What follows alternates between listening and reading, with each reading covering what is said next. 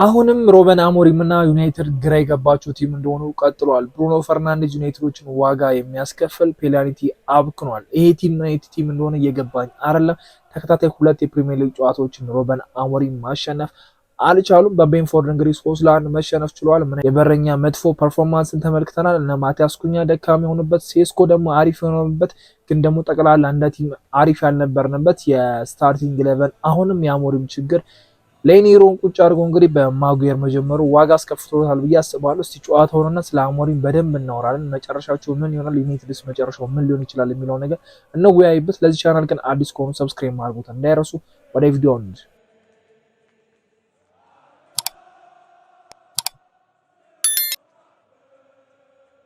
ደጋግሜ የምናገረው ነገር በአሞሪም ስር ካላቸው የሲስተም ወይ ደግሞ የ3-4-3 አጫወት በላይ ችግር እየሆነባቸው ያለው የተጫዋች ምርጫ ነው። ብሩኖ ፈርናንዴዝ ለ8 ቁጥር እንደማይሆን ደጋግመን ተናግረን ደጋግመን ዋጋ ሲከፍል ተመለከትን። አሁን ደግሞ ሌላ አዲስ ስህተት መስራት ጀምሩ። ሌኒሮን 2 የፕሪሚየር ሊግ ጨዋታ ላይ ቤንች አድርገው ጀምረውታል። የቼልሲ ጨዋታ እሺ ፈርስት ሃፍ ላይ በደንብ ሞረኛ መንቀሳቀስ ስለቻለው ኳሱኛ ጋር ስለነበረ ቼልሲዎች እያጠቁም ስላልነበረ ብዙም ክፍተቱ አልታወቀንም ነበር። ፕላስ ደግሞ ማዝራዊ የሚባል ተጫዋችም ነበረ። ማዝራዊ በቤንፎርድ ጨዋታ ላይ እንግዲህ አልተገኘም። አማድም እንደዛውና ሁለት ተጫዋቾች በዛ በኩል በራይት ዊንግ በኩል ስለነበሩ የማጉዌርና የማቲያስ ዴሊት እዛ ቦታ ይመጥናሉ ወይስ አይመጥኑም የሚለውን ነገር አላየነውም። ስለዚህ የቼልሲ ጨዋታ ታለፈ። የቤንፎርድ ጨዋታ ላይ እንግዲህ ደገሙት። ሌኒሮ የሲቲ ጨዋታ ላይ አሪፍ ፐርፎርማንስ አላሳየም ተብሎ እንግዲህ ነው ያስቀመጡት። ሉክ ሾው የሲቲ ጨዋታ ላይ መጥፎ ፐርፎርማንስ ያሳየው ትልቁ ተጫዋች ሉክ ሾው፣ ግን አማራጭ ስላልነበራቸው ብቻ ሉክ ሾውን አስቀጠሉት። አሪፍ ፐርፎርም ማድረግ በቼልሲ ጨዋታ ላይ። እዚህ ጋር ግን አማራጭ ስላላቸው የሚያጫውቱ ተጫዋች ስላለ ሌኒሮ ቤንች አድርጉት፣ እድል ይሰጡት አልፈለጉም እና የቤንፎርዱ ጨዋታ በስርዓት ዋጋ አስከፍሏቸዋል። የቤንፎርዱ ጨዋታ ብቻ አይደለም፣ ሲቲ ጨዋታ ራሱ 3ኛው ጎል ላይ ሃሪ ማጉዌር እና ሃላንድ ተሯርጦ እኩል የሚደራሩ ሰዎች አሉ። ሃሪ ማጉዌር በየትኛውም ተጫዋች ይደርስበታል ብዬ ማላስበው ሰው። ሃሪ ማጉዌር ፈጣን አይደለም፣ ሯጭ አይደለም። ምን አይነት ጎል ነው የመጀመሪያው ጎል የተመለከተው? ወይ ኦፍሳይድ ሰርቶ ኦፍሳይድ አልሰራ፣ ተጫዋቹ ወደ ዩናይትድ ክልል እየመጣ እሱ ኦፍሳይድ ትራኩን ለመጠበቅ ሲል ወደፊት ነው የሮጠው። በእግሮቹ ተንጠልጥሎ ልክ እንደ ማይክል ጃክሰን ነው የቆመው እኮና ያንን ነገር መስራቱ አንደኛ ባላንስ ሰርቶ ተጫዋቹ ሲሮጥ እሱ ላይ ለመድረስ እንደማይደርስ በጣም ግልጽ ነበር። ወይ ተከላክሎ አልተከላከለ፣ ወይ ኦፍሳይዱን ሰርቶ ኦፍሳይዱን አልሰራው።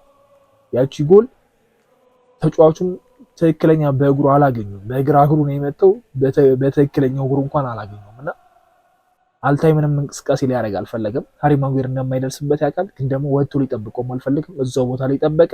ጭራሹ ጎሉንም እየዞረ እያየ ነበረ። ምን ያህል አስፍቻለሁ፣ ምን ያህል አጥብ ያለው የሚለውን ነገር የሚመለከተው ተጫዋቹ እሱ አጠገብ ጋር ሲደርስ ነው። አልታይ ጎሉን አይቶ ሲመለስ ተጫዋቹ ጀለጠው፣ አንግሏን ታካ ገባች። የመጀመሪያ ጎል ነው፣ የመጀመሪያ ስህተት ነው።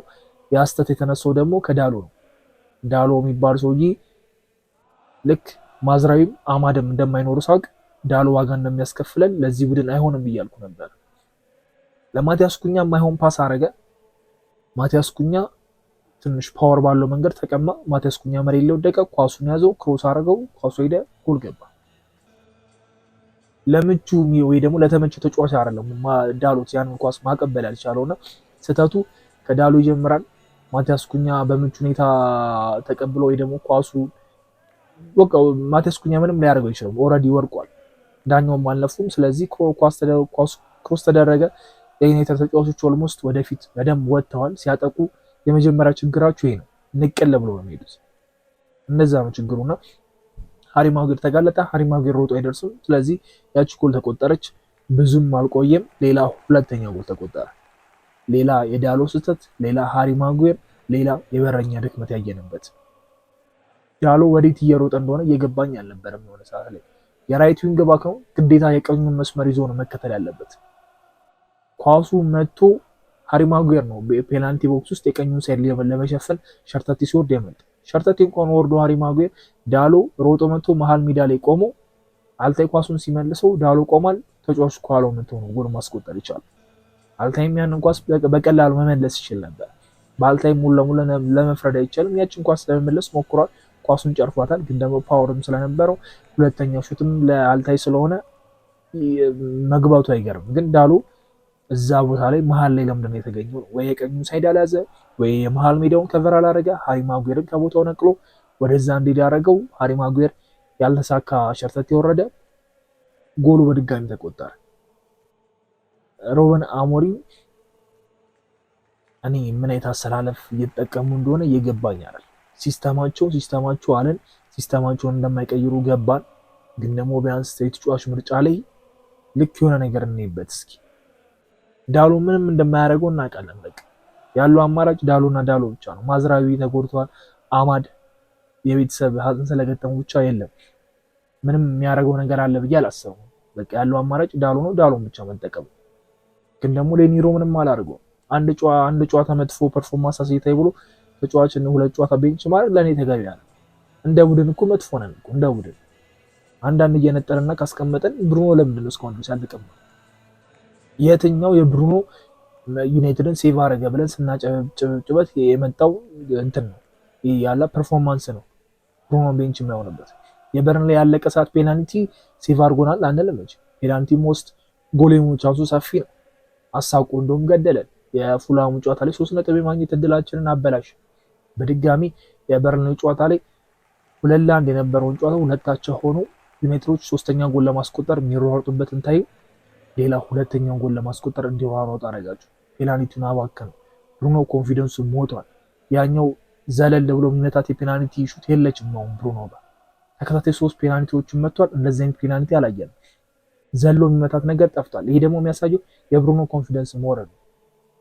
ከጋዜጠኞች ጋር የሚያደርጋቸው ኮንቨርሴሽኖች ራሱ ማይሆን ነገር። የፉላሙ ጨዋታ ላይ ዳኛው ገፍትሮ ነበር አለ። ምንም የማይመስል ነገር ነው። ዳኛው ሆን ብሎ እንደማይገፋው እናውቃለን። ሲያልፍ ነኩት። ፔናልቲውን የመምታት ግዴታ አለበት። ፔናልቲውን ሰቀለው። ረብሾኝ ነው የሚል ነገር አስተያየት ሰጠ ከጨዋታው በኋላ። የሲቲ ጨዋታ ላይ ፎደንን አንተ ነበርክ ከቨር ማድረግ የነበረብህ ብሎ ጠይቃል። አይ እኔ ሮድሪ ነበር ከቨር ማድረግ የነበረብኝ አለ። ሮድሪ ቪዲዮ ሲታይ እዛ ጋር የለም። ሮድሪ ፎደንን እሱ ነበር ሲከተል የነበረው። ከዛ ለቀቀው። ሌኒሮ ምንም ሊያደርግ አይችልም። ሌኒሮ ላይ ጣቱን ጠቆመ። ካፒቴን ነው ሌኒሮ፣ ታዳጊ ነው እና ታዳጊ ላይ መጠቆም ተገቢ ነው ብዬ አላስብም። እንደ ካፒቴን ደግሞ ማለት ነው። እንደ ጥፋትን እንደ ጥፋት አድርጎ መቀበል አንድ ነገር ነው። ያኔ ከቦታው አለመመቸት እዛ ቦታ ላይ የተጫወተ ዋጋ ከማስከፈልም በላይ እነዚህ ፔናልቲዎች ምን ያህል ዋጋ እናስከፈሉን ደግሞ መናገር እንችላለን። የፉላሙ ጨዋታ 3 ነጥብ ይገባናል። በቃ በቀላሉ የምናገኝበት ነበር። የጎላ የሚያቻናት ጎላም የሱስተት አለበት። ፔናልቲ መሳቱ ብቻ አይደለም እዛ ጨዋታ መጣን እዚህ በላ እኔ እነዚህ ፖርቹጋላዊዎች ለዩናይትድ ደጋፊ ትልቅ በሽታ ይሆኑ። ከአሰልጣኙ ፖርቹጋል ነው፣ ዳሎ ፖርቹጋል ነው፣ እንግዲህ ብሩኖ ፖርቹጋል ነው። እነዚህ 3 ፖርቹጋሎች ለኛ ትልቅ ጸር ነው የሆኑብን።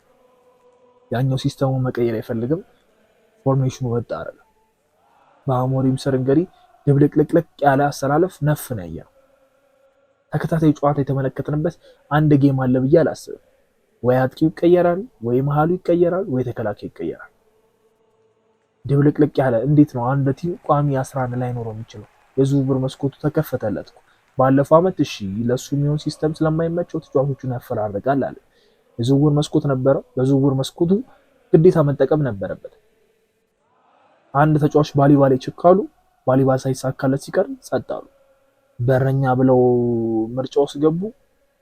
ከዛ የማይፈልገውን በረኛ አስፈረመ። ኤሚሊያኖ ማርቲኔዝ ከመጨረሻው ሰዓት እየጠበቃቸው ነበር። ካልተተማመነበት ለምንድን ነው ያንን ሴላመስ የሚባል ታዳጊ በረኛ ያስፈራው? አልታይ ምንም እናደርገው አንችልም። 3ኛው ጎል የገባበት መንገድ ምንም ምን እንዴት ነው? ወይ ከርቭ አልሰራ ወይ ፌር አይደለ፣ ከፔናልቲ ቦክስ ውጪ ነው በዛ ላይና ሌላ ወሽመጥ የሚቆርጥ ጎል ነበር እሱ። ዩናይትዶች ቢያንስ አቻ የሚያገኙበት የሚነሳሱበት ነበር።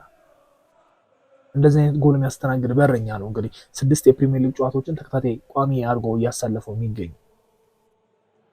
ማቲያስ ኩኛ ዛሬ ልክ አልነበረ። ኳሶችን ፓስ ማድረግ እየቻለ ግን ደግሞ ኳሶችን ፓስ እያደረገ አልነበረ።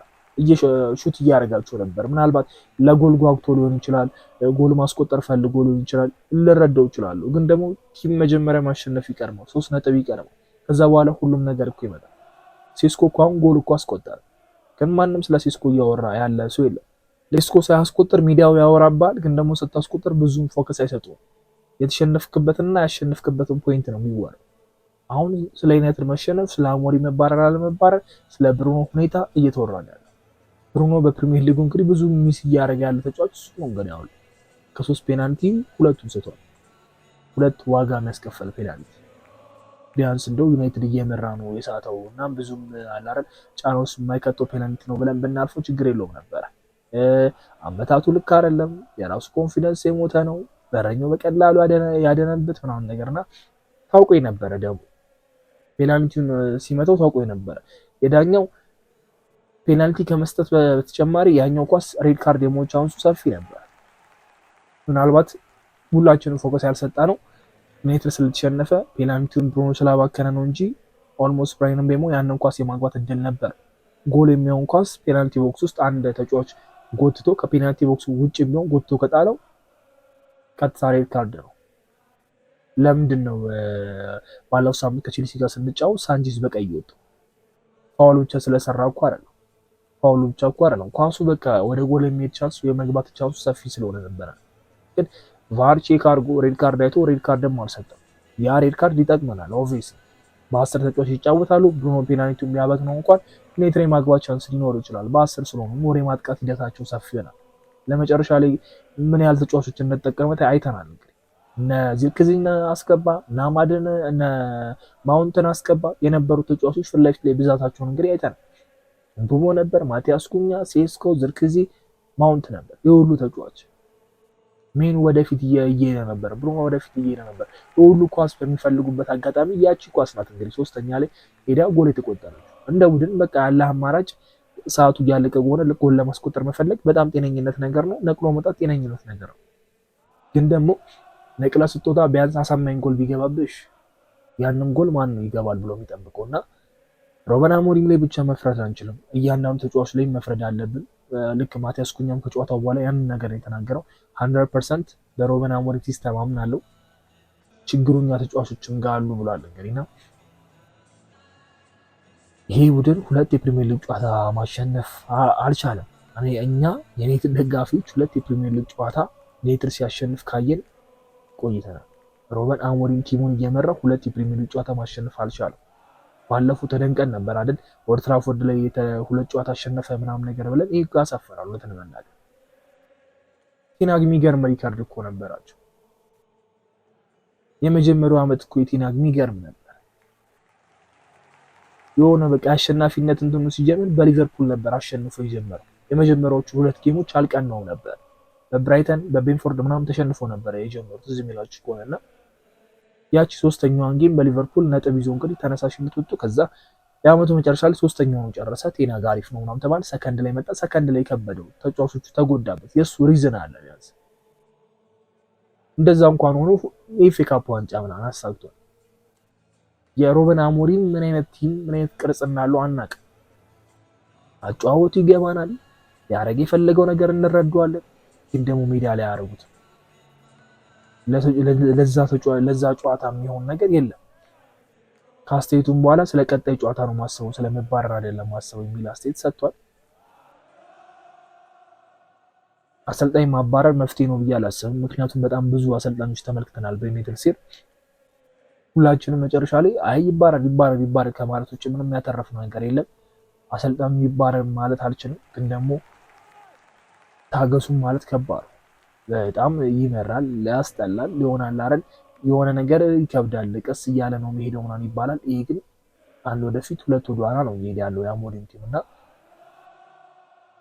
እንደው ያስቃል እኮ። ምናልባት ሶሻል ሚዲያ ላይ ታችሁ ከሆነ አንድ ዩናይትድ ደጋፊ በጣም መነጋገር ይሆናል። ዩናይትድ 5 ጌሞች የሚያሸንፍ ከሆነ ተከታታይ 5 ጨዋታዎች የሚያሸንፍ ከሆነ ፀጉሬን እቆረጣለሁ ብሎ ፀጉሩን አሳደገ። ፀጉሩ አሁን በጣም አድጓል። ልጁ ባለፈው ሲዝን የጀመረው እስካሁን ድረስ እንግዲህ እንትን እያየ ቀጠለ ነው። አንድ ቼልሲ ጨዋታ አሸነፍን ብሎ አንድ ብሎ እየቆጠረ ነበረ። አሁን ዩናይትድ ተሸነፈ፣ ነገ አንዳንድ ይላል። የዚህን ያህል እንኳን ይሆናል አይደል? ሞራል የላቸውም ደጋፊዎቹ እንደዚህ እንኳን ይሆኑላቸው።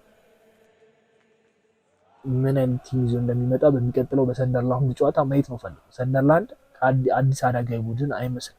የሚገርም ቲም፣ ምን አይነት አጫወት ፖይንቶች እንዴት እንደሚሰበስብ ምናምንና ቤንፎርድ ማረኝ የሚል አይነት ጨዋታ ነው የምናየው። ምናልባት እንደውም ትላልቆቹ ላይ ትንሽ ስለሚበረታ ልክ እንደ ቼልሲ ጨዋታ ፈጣጥኖ የሆነ ፖይንት ይዞ ሊወጣ ይችላል። ግን ደግሞ ወጥ የሆነ ቅርጽ እስከሌለው ድረስ የአሞሪም ቲም በጣም ባካኝ ነው። በተለይ ደግሞ የጣለው ፖይንት ሊቨርፑል መሸነፉን ተከትሎ፣ ቼልሲ መሸነፉን ተከትሎ፣ ቶተናም አቻ መውጣቱን ተከትሎ፣ አርሰናል ከኒካስትል መሆኑን ተከትሎ ዋጋ ያስከፍለዋል። የነበራቸው ጋፕ 3 ነው ትልቁ ከነዚህ ከ4 ቲሞች ማለት ቼልሲ፣ ቶተናም፣ አርሰናል እና ከሊቨርፑል እንኳን መሪው ስለሆነ የ8 ጋፕ ነበር። ቢያሸንፍ 5 ይሆንለት ነበር። ከዛ ሊቨርፑል የማግኘት እድል አለው። እንደው ነጥብ አስጥሎ ወይ ደግሞ ካሸነፈ ከሊቨርፑል ጋር ያለው ከመሪው ጋር ይጠባል ይባላል።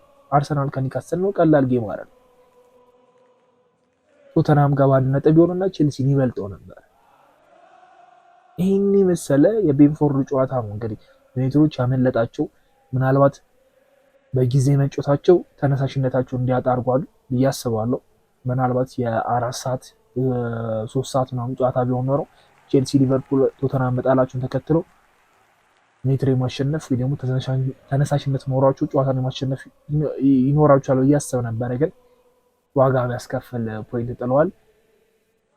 ማሸነፍ የሚገባቸውን የፉልሃሙን ጨዋታ፣ የአርሰናል ጨዋታ፣ የቤንፎርዱ ጨዋታ ቤንፎርድን እንኳን ጥሩ አልተጫወቱም፣ ግን በቃ ማሸነፍ ነበረባቸው ከሚል አንጻር እነዚህ 3 ጌሞች የአመቱ መጨረሻ ላይ ዋጋ እንደሚያስከፍለን በጣም እርግጠኛ ነኝ። ሩበን አሞሪም ይቀጥላሉ አይቀጥሉም የሚለውን ነገር የምንመለከት ነው የሚሆነው። አዳዲስ ነገሮች መሰማታቸው አይቀርም። ምን እንደሚሉ እናያለን። አዲስ ግብ ጠባቂ ለምን እንዳስፈረሙም አናውቅም።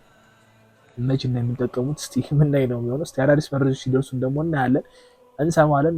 ይዤላችሁ በጣም በዚህ ቻናል ግን አዲስ ከሆኑ ሰብስክራይብ ማድረጉት እንዲያደርሱ። የምንቀጥለው ቪዲዮ እስከምንገናኝ ይመቻችሁ።